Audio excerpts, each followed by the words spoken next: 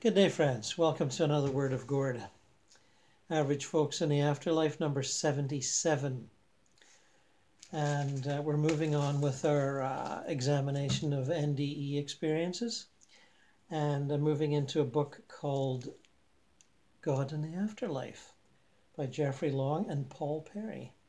2016, a recent study drawing from the large data bank, internet data bank called the Near-Death Experience Research Foundation.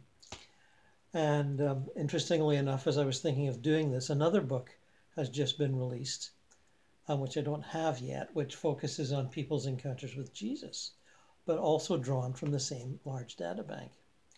And we'll get to that eventually. And as we've just sort of discussed before, there's this notion that people will, in the paradise and heaven worlds, encounter the energy and the angels and the deities that they feel are, appropriate for them or part of their cultural baggage or their subconscious expectation. It's a number of issues come to the fore in this. And we'll do so more as we go through this book. There's some general remarks, but I'd like to move to the individual interviews that the authors conducted with the experiencers. Thelma S. was camping with her children in California when she was attacked by an assailant in a bushy area of the campground. She had always warned her daughters to never go anywhere in the campground alone, and now that advice flashed through her mind as she was dragged into the bushes by a man she knew, beaten with brass knuckles and left for dead. As she lay near death, Thelma had an experience of love that changed her life. Still, she says, words don't do the experience justice, but they are all she can offer. Quote, I have not found words to tell of it. No, never. Light? It was much bigger, profoundly more than just light. It was so vast, shimmering, a cloud of warm love, like I was in love with the whole world and everyone loved me back. It was such a glorious feeling. I didn't want to return. Our life is a gift. We make of it what we want. There is a God, for lack of a better word, and it would have to be called love. Now I understand some of my father's Bible. Something very nice and loving came back in me. I left all my negative feelings behind and returned newer me. But it had taken many years to put my finger on what started this change. Everyone has seen it. Some think I'm more Christian than before. But I would say that I'm less what my father taught me as a child, and that a more boundless and loving belief has taken over. In a written postscript to her experience, Thelma made an interesting observation on bringing back the earth to the power of love that exists in the afterlife. There aren't any words to say what I need to say. But if every person who's experienced an NDE could stand together in one place, we would have such a power or force of love that everything on this earthly plane would be moved by it somehow or feel it in some way. Surely the amount of love, peace, and nurturing feelings I could change are a cold world.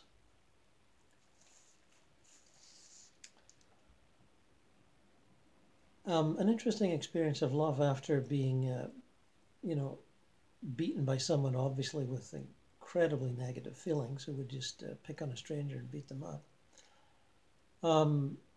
So that in itself is fascinating to me, that she didn't pick up the negative energy of her assailant who obviously felt it. Congratulations on that. Another near-death experiencer found difficulty describing the love she felt on the other side.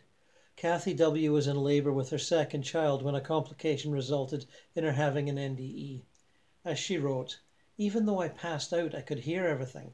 I was pulled backward from somewhere near my navel and left my body. I tried to shout that I was being taken, but my body didn't respond. Then I found myself in a dark world where I felt pain and heard a deafening noise like a hurricane. Initially, I was anxious, but then through the pain, I had a moment of absolute clarity. It was like discovering the truth of who I was, my essence. I had no body, only consciousness, and I knew I would gladly stay in that place forever and bear anything if it meant the safety and life of my baby. At the moment I had that thought, I was pulled backward faster and faster. The light began to grow around me, and I crossed a body of black water like glass.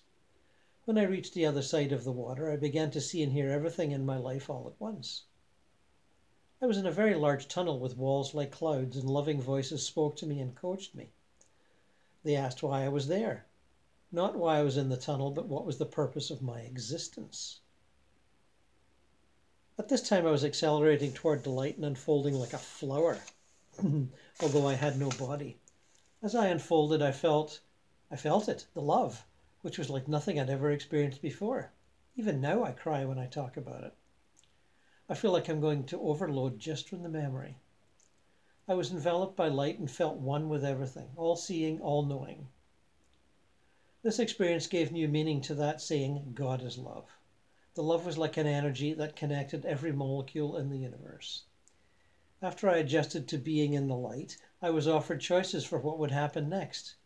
My consciousness continued to expand, and I realized that if I let it continue, I would not be able to return from death. I don't know how to explain it, but I could hear that point approaching, and I knew I had to stop it. Then I became aware that I was back in my body and being prepared for surgery. I came back with immediate future knowledge and told the doctor not to operate and to deliver the baby using forceps. I also knew I was having a boy. The doctor agreed to try the forceps but was ready to operate. In the end, I delivered a baby boy exactly as I told him.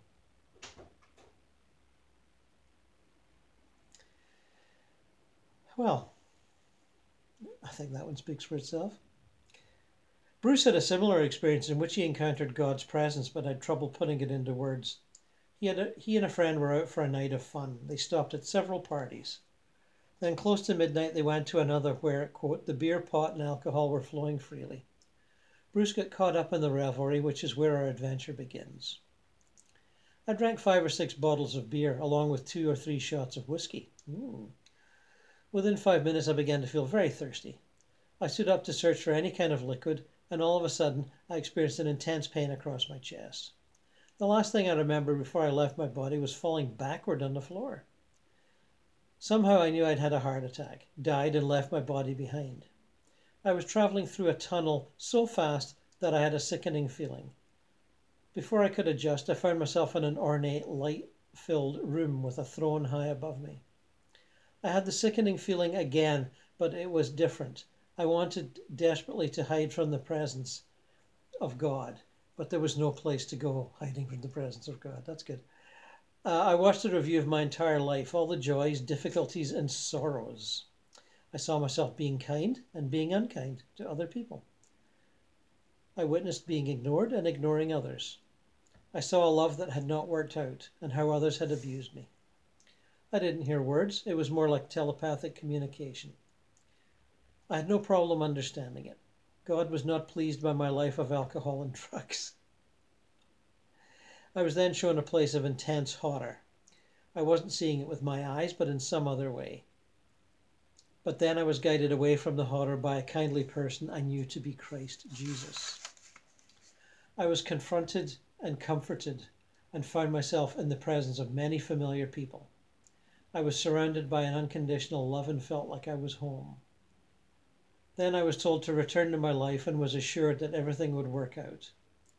I resisted leaving, but those around me gently urged me to return. I communicated that I needed to stay. Then these people I knew and loved urgently pleaded with me to return, approaching me one by one.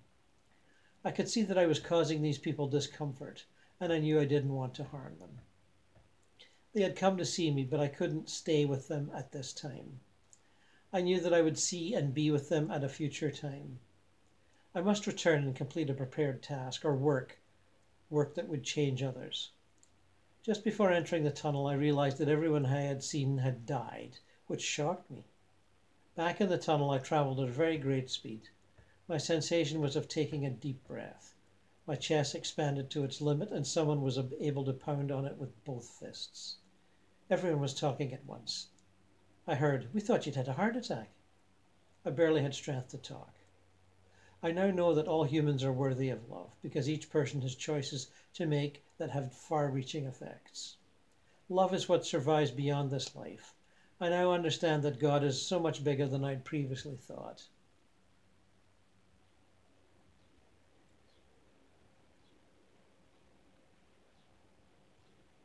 Bruce's exposure to unconditional love took his life in a new direction. The past was no longer important to him as he realized that many of his problems in life were related to his dwelling on them. Instead, he realized that the love he shows in the present is the important part of life. After that, he focused on passing on the love he had been exposed to during his NDE. It was then that his life took a more positive shape.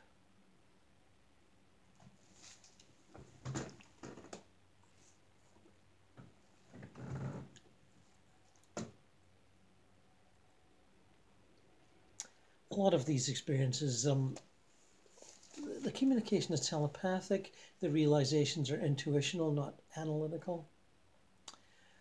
And that does seem to be the mode in which we operate, or almost everyone.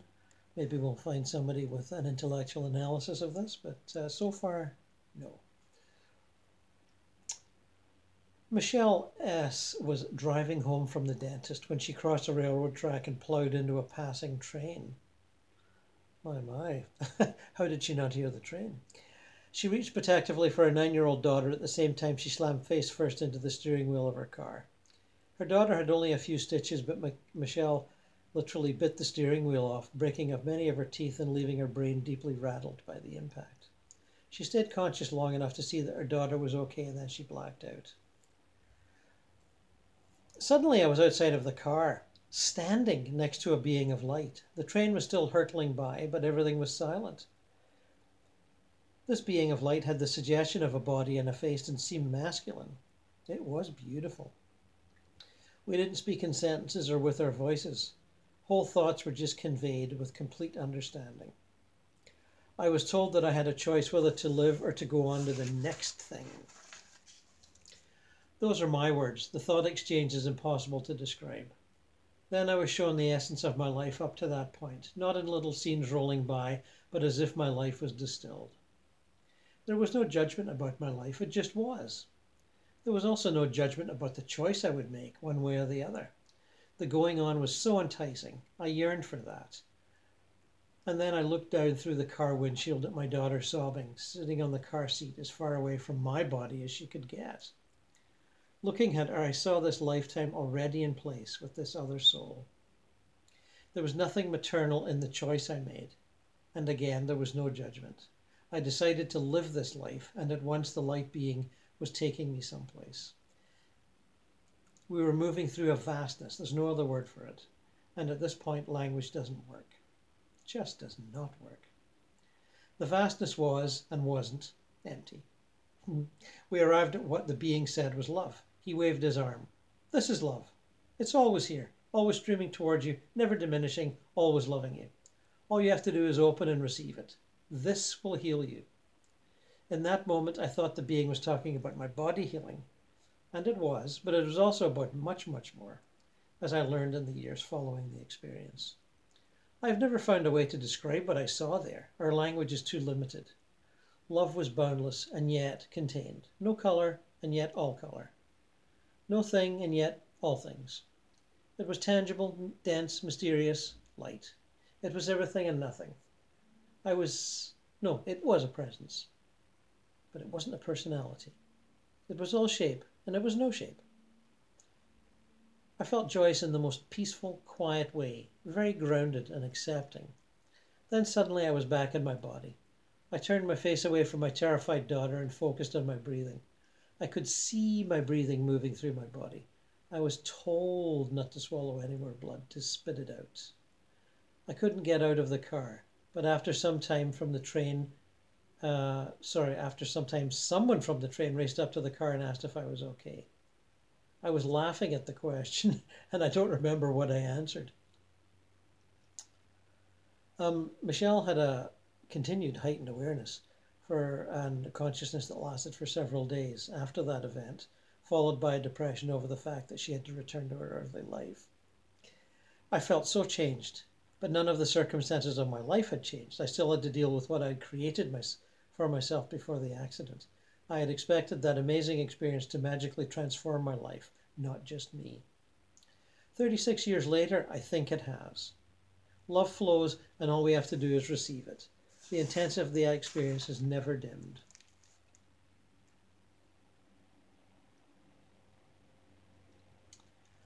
These are, by the way, from a chapter called Encounters with Love. Not our other chapters: Universal Love, Purpose, Meaning, and Relationships, Judgment, Insight, and Revelation, and Hellish Encounters.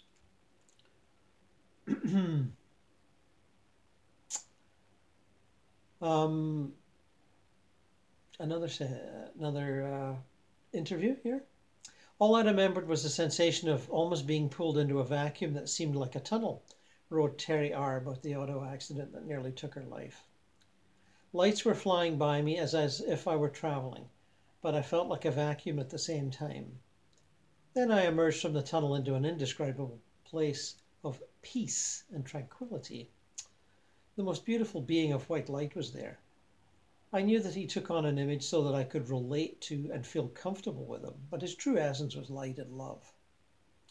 The light being Terry saw appeared as an older man with long grey hair and a beard. Beyond physical description, though, the notion was that he loved her unconditionally. She goes on. In his presence, I felt like I was home, in a sense that I have never known before. I saw my true essence as the energy of love, but as we reviewed my life together, I came to understand how I had removed myself from the benefits and bliss of love through anger. I saw how important it is to project feelings of love, because other people can either benefit from or be negatively affected by my energy. I also came to understand that heaven isn't a place that you enter, but frequently that you attain. Being in the presence of white light was like heaven. It was the greatest feeling I'd ever experienced or dreamed was possible. Having that feeling again is what I strive for. Not going to a place, the feeling, the energy I experienced became the place. I understood that you take yourself with you wherever you go. Your own consciousness has to change in order to experience the higher frequencies of love, peace, joy, bliss, and tranquility, which I felt part of. That's a very important point. Taking yourself with you wherever you go, and your own consciousness has to modulate in order to experience the higher frequencies. They're not just there. Well, they are there, but you have to sort of raise yourself up over the wall to see them and be them. So I begged for the opportunity to do just that. I wanted to return because I knew that my consciousness didn't mesh with the unconditional love I was experiencing. I knew that I had to become more loving in order to experience this indescribable love permanently. There are concepts that are difficult to explain, these things, because they aren't conveyed to me in words. It was an understanding that spoke to me, but it was never conveyed as judgment or with the intention of creating fear. This white light wasn't capable of anything but love. With the insight I was given, I understood more about how things work, and I wanted to do better, not out of fear, but because of love.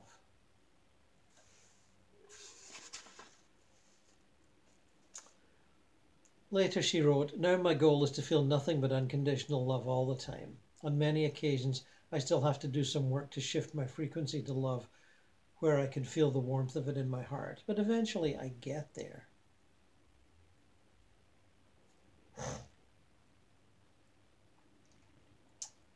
At the age of 3, Katie was eating cashews when one went down her windpipe. She turned blue and passed out. I just bought some cashews yesterday myself. I've got to watch for that. Her grandfather, a fireman, tried unsuccessfully to resuscitate her, but was forced to declare her dead. During her NDE, Katie felt an overwhelming presence of love and joy that she could not make sense of until the next day. She says, "When I died, I rose above my body and saw my grandfather trying to revive my body, but my body was of no interest to me. So I moved out of the room toward a presence I felt in the living room. I went to this presence, which was in a brilliantly bright space, not a tunnel, but an area. The presence was one of peace, love, acceptance, calm, joy. It enveloped me, and my joy was indescribable. I can still feel this spectacular feeling. I did not experience this presence as God. I was too young to understand the concept, but I did experience it as that which made me.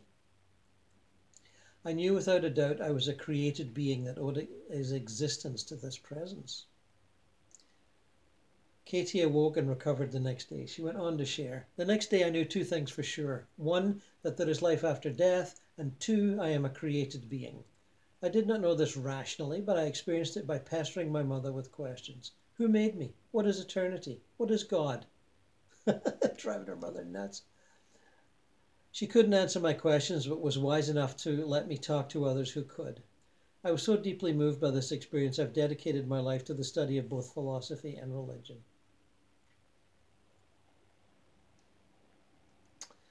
Well, that was short and to the point, wasn't it? When she was 14, Demi went to the beach with a friend on the rough Oregon coast. She was searching for seashells when she stepped into a deep sinkhole that took her underwater, trapping her in the sand. What began as a terrifying incident turned into a blessed event that has given her hope and understanding for decades. I fought desperately to reach the surface, but the current was too strong. Soon I felt a sense of peace and love and was aware of my soul leaving my body through the top of my head. This didn't distress me, and I didn't feel sad for the body I was leaving behind. I didn't even look back at it. Then I was embraced by an overwhelming sense of love and acceptance. I was in a tunnel surrounded by indescribable colors and music, unlike any colors and music I'd ever seen. I didn't feel any fear or anything like fear, just an unbearable sense of love. Ahead of me was a light that was so bright I was afraid it would hurt my eyes, but it didn't. I knew that the light was where all things come from and where all things return. And when I was back inside the light, I would know and be everything. I didn't see any people or sense their presence. I didn't see anything except for the beautiful colors. And I didn't hear anything other than the music. I was given messages. That is, I just knew them. And as I was closer I got to the light, the more eager I was to be in it, to return to all that love and knowledge. The first message I was given that was the most important thing in the universe is love. Love is all that matters. We are all the same. We are all love. Then the message said that I was exactly the same as everything in the universe, specifically down to every single blade of grass. But it wasn't my time to be there, and I had things I needed to do on this plane. This news upset me because I'd never felt such a loving and all-encompassing feeling, and I didn't want to lose it. I protested, but was told gently that I had to return to complete things I was meant to do. See, there's all that implication of, you make this plan to execute certain, exercises and lessons for yourself, and then you have an NDE in that you're reminded, no, you're not done yet. You have to go back. There seems to be an awful lot of that. I had no sensation of returning to my body. My first memory was of being grabbed by the hair and pulled to the surface. I was angry because I didn't want to be back. I wanted to be in the light. And then I felt fear over what had just happened to me. Demi says she didn't speak much about her experience over the years, but continued to research its meaning and possibility.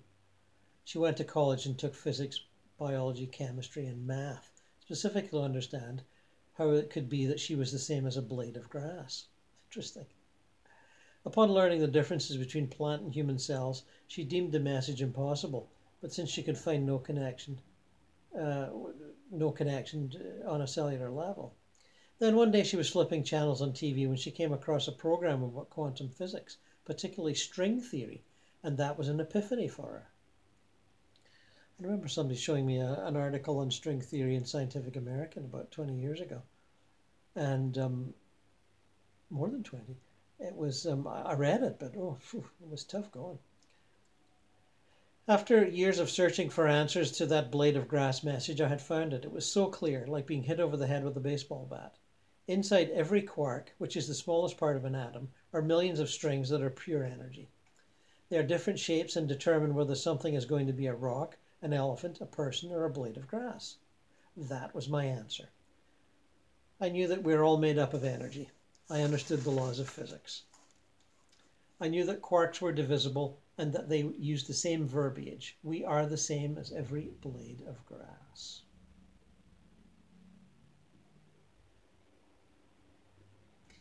We are the same as every blade of grass.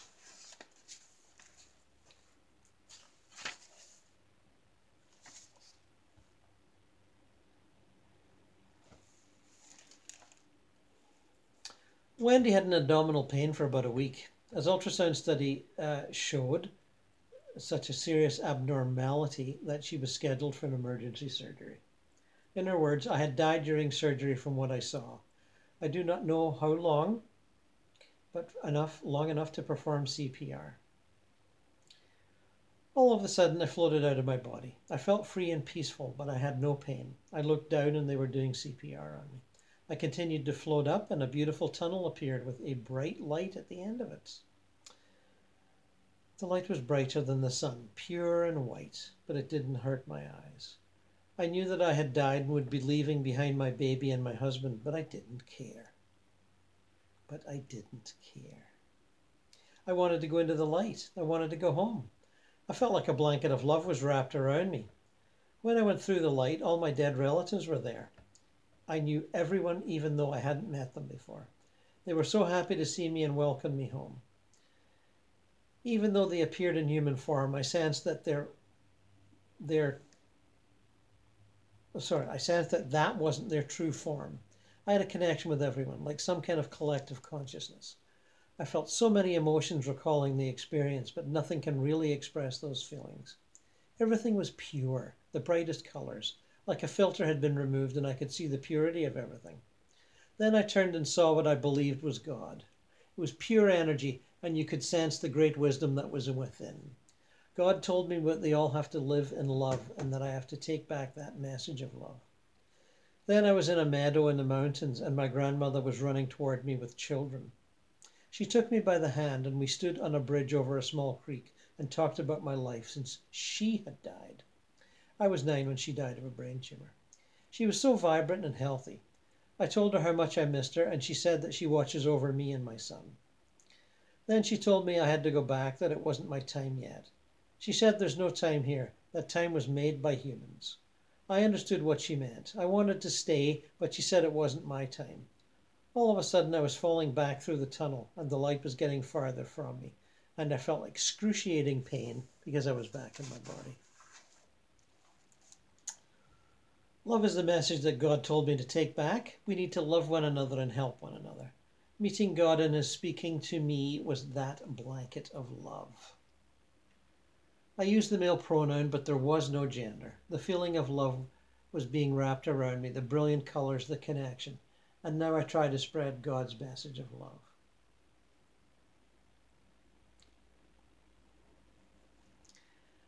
Personalizing the divine consciousness. Always interesting to me that people want to do that. But, you know, they're what's the word I'm going to say? Hypnotized by religion to turn divinity into a deity, to personalize it. Veronica is not sure if it was wasps or black hornets that stung her multiple times, but she is sure that her allergic reaction to these stings resulted in anaphylactic shock. I could hear the paramedics discussing how bad things were, and the last words I remember were, "We don't have a pulse, she's flatlining." Then I was gone. I went directly to a place of light, no tunnel or any sort of sensation of travel. It was immediate and calm. I perceived the place to be the exterior to an entryway, but not fully in heaven. There wasn't much light, but I could see vague outlines, one of a major being of love and many other beings of love with souls. There was nothing but love, goodness, and truth, with no room for fear or evil. Just all things that had to do with love. It was beyond perfect and loving as we know it in our human state. No words can describe it. I was so happy to be there. I understood the major superior being of love to be God, and I sensed God's love for me and all. That was the most emotionally intense and beautiful moment. There were other beings, loving beings with God, like His spiritually evolved helpers or companions. God is perfect, heartbreakingly complete, highly evolved love. Yet He is a being with a soul and an identity. I sense that we are all on a path to that love and to God. Our main purpose is to love and realizing the source of that love, which is God. Our purpose and goal is God and His perfect love, to serve God and to love and serve each other, to love ourselves and to grow spiritually. We must understand God's love and the opposite of it and how destructive and wrong it is. Then we must reach toward God to a beautiful and loving existence. No one can describe my time with God in his perfect love.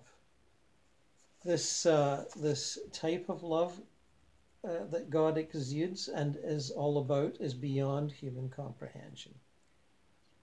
God, love, growing spiritually, serving in love, uniting in love are our goals. She does repeat the word love a lot, doesn't she? Our lives are only approximations of what we can achieve through God and his love. Our love is immature and seen through a glass darkly. The answer is in God's light and love, the total bliss. Now here's someone else who talks more about light than love. We're all pieces of the same light, he says. A good example of this comes from Andy. Andy's high school graduation was to be in a few days. He went swimming in a cold lake, developed muscle cramps, and nearly drowned. Down I go, deeper than before, wrote Andy in describing his NDE. My arms feel frozen in place, and every muscle in my body screams with pain. I never imagined that I could be in such unbearable pain. I sink deeper as the beautiful June sunlight fades to blackness. Oh my God, it's all black. I can't see anything. As Andy was descending into a horrible darkness, he lost consciousness and reports encountering God's light. I am instantly drawn towards the light. I can feel its brightness, its warmth, its love. As I get closer to it, I am absorbed by its brilliance and perfect love. Oh my God, I am the light. I look into the light source and see a massive human silhouette that is radiating with the brightness of thousands of suns. Even though I've never seen this form before, I recognize it, and it speaks to me. Andy, don't be afraid. Andy, we love you. The light knows me, knows my name. Surrounding this light form are millions of other lights welcoming me back home. I know them all, and they know me. We are all pieces of the same light. I tell them, it's good to be back home. I know we're all home together again. Although I'm in the light and the light is in me, I'm still Andy. I'm everywhere and here at the same time. I'm a person, but also infinite, warm, and loving light. I've never heard the light's voice before, but it's not unfamiliar. And the light has a beautiful smile that I also recognize. We laugh and talk together. The light has the answers to all the questions in the universe, and I don't have any questions because I know everything that the light knows, which is to say, everything. The light also knows everything that I've ever done, but also, and will do, but also loves me unconditionally. The light loves me because I am Andy, a piece of the light. There is no fear, no judgment, no punishment, no blame, no shame, no ledger of good and bad deeds. Tell that to the people that talk to their council of advisors when they have their life review. There's often a ledger of good and bad deeds for them. Only warmth, peace, love, happiness, and forgiveness, and love in the light. I'm one with the unconditionally loving light. I'm home forever. And then I'm startled because the light says, Andy, you must go back. And I say, no, I'm never going back. But the light says, Andy, you must go back. And I guess he did.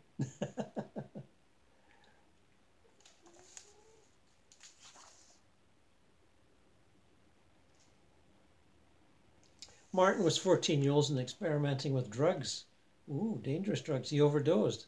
Martin chillingly described his heart beating erratically before it stopped. Then he lost consciousness. I had been floating or flying, but now I was standing on the floor of a hall looking toward the far end of it. God was there, or more accurately, a great fire or light that I understood represented or stood for God. But it was also really God. I can't explain this paradox. It was just something I had to accept. But that wasn't a problem because there was no intellectualizing, just the raw, naked experience of the presence of God. I can't describe how I felt. I was awed, struck dumb, amazed, overwhelmed.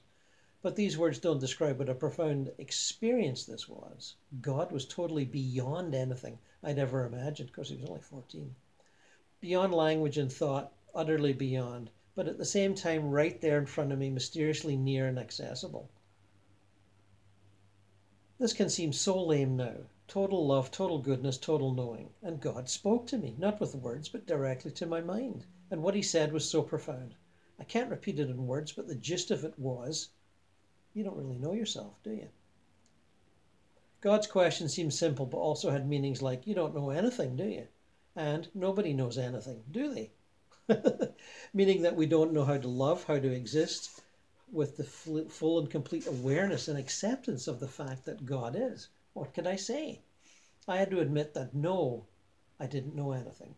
After all, I was standing right in front of God, and who knows everything? So I had to go back. God knew it, and I knew it. End of discussion. I was disappointed. I thought I would go on into the light, but beautifully and sadly, I turned around to go back. Yeah, the holy fire. Famous mystics throughout the ages, realistic mystics, they've experienced God as some sort of holy fire. Blaise Pascal was one of them, I think, and others. So it's interesting that a 14-year-old boy would do the same thing. And it's all sort of interesting one way and another, isn't it? How the individual consciousness of various people have their individual experiences of the light, of the divine light, of the sourceless, unembodied light from which we seem to emerge and return, as they often say. That's certainly been my experience during meditation and out-of-body experience, is that you go beyond the lower astrals, the purgatories, the paradises, the heavens. You move through them all. Or you can, if you wish. You have the desire and the understanding to do so. And reach the formless energy planes, where the experience of divinity is all the more palpable, as far as I'm concerned. And you experience the infinite light of creativity and creation. You experience its formlessness and its ability to create anything at the mere blink of a thought. And you realize that when you descend into incarnation, that's what you do. You create a life out of your perceived needs of the soul energy that you have when you enter that existence. And you return to that omniscience, that omnipresence, when you pass through the realms and give up your attachments to culture, personality, desire, religion, history, creativity, and you just float in the all-creative void, waiting for the next thing to happen, the next planet to appear, the next dispensation from the next prophet of God who wants you to join his club and accelerate the growth on some planet that they've picked where they think growth needs accelerated. Anyway, I'm rattling on here. And we'll get back to this interesting book, God in the Afterlife, by Jeffrey Long and Paul Perry, next time. There's more interesting stuff there. And until then, my friends, enjoy the spring if you're in the northern hemisphere, or enjoy the fall if you're in the south. I happen to be in the north this time around, and we're just moving into summer after a incredibly wet spring. And I didn't get flooded, but lots of other Canadians did, and I do feel empathy for their plight as they find out that they actually do live in a floodplain. And the endless debate of whether we should build in floodplains is raging on here in Canada, and as it does in other countries. And debates do rage on, as do the debates about the God consciousness and the meaning of life. So until then, so long.